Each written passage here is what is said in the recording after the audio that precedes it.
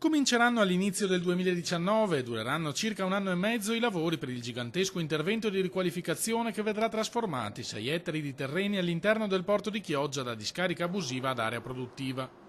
La bonifica sarà eseguita da un'associazione di imprese che vede la partecipazione del gruppo ERA con un finanziamento di 35 milioni erogato da Ministero dell'Ambiente e Regione Veneto. È un intervento straordinario, meraviglioso, che consente anche di ridurre l'infrazione nei nostri confronti da parte della Comunità Europea.